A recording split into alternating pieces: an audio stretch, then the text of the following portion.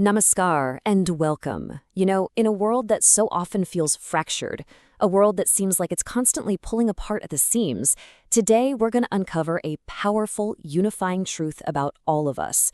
A truth that suggests we are and always have been fundamentally one. All right, let's dive right in.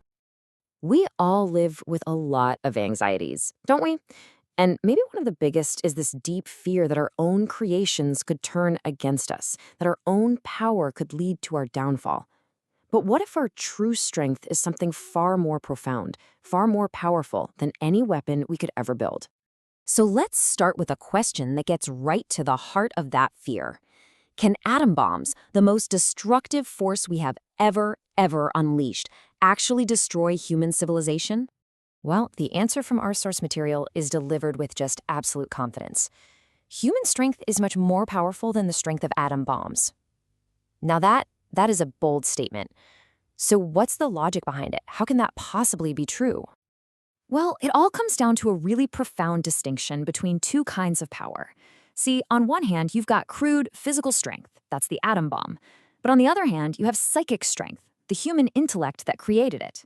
And here's the key. A creation can never be psychically superior to its creator. Think about it like an elephant and its driver, the mahout. The elephant is, 50 times stronger? But it's the mahout's subtle, guiding intellect that's what's in control. So the bottom line is, our intellect, our psychic power, is the real guiding force here. We created the bomb, and we can just as easily create the countermeasure. Okay, so this idea of our inner strength is incredibly empowering.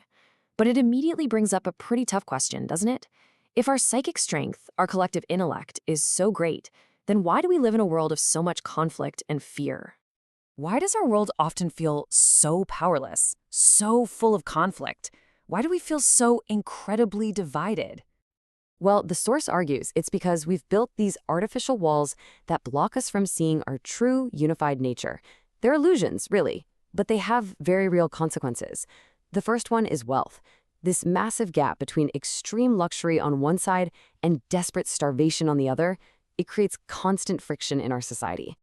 And then there's race. We build these deep, sometimes violent divisions based on something as superficial as the color of our skin. I mean, the source just calls this nonsensical. It points out that even children from the same mother can have different complexions.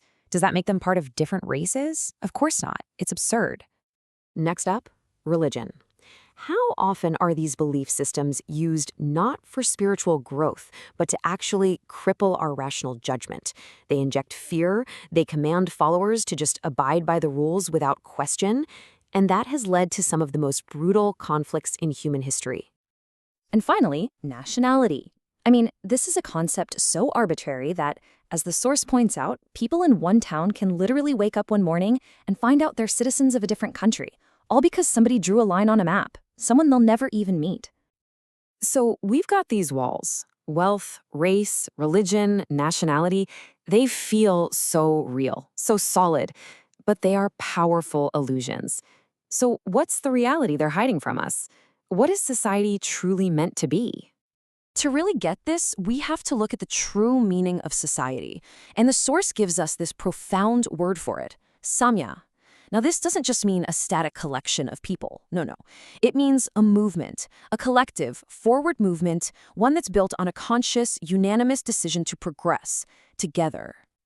And this just brilliantly lays out the core principles of that movement. A true society isn't a race where the fastest person wins. It's a journey where every single person feels responsible for every other person. If someone falls behind, if they just can't keep pace, it's the duty of the whole group to carry them along, so that the rhythm of the collective, that forward momentum, is never broken. This idea of a collective journey, it brings us to the ultimate truth. This is the powerful rebuttal to all those artificial walls of division we just talked about. Here it is. Human society is a singular entity. It is indivisible. Just let that sink in for a second. Indivisible. We might forget this fact, right? We get distracted by selfish interests that build and maintain those walls, but forgetting something is not the same as it not being true. We are one. So, if we are all part of this one indivisible society, what does that mean for you, for me, for us as individuals? where do we find the strength to actually live this truth? Well, the source suggests that our strength doesn't just come from our own intellect alone. It comes from recognizing our deep connection to a universal source of all consciousness, a concept called Paramārtha. This is the ultimate source of that psychic strength we talked about at the beginning, not just our own little minds, but the mind of the entire universe itself. And when you truly connect with that source, when you feel that you are a child sitting on the lap of this supreme consciousness, what is there left to be afraid of? Not atom bombs, not division, not anything. This is where true, unshakable fearlessness comes from. Which leaves us with a final, personal question to reflect on.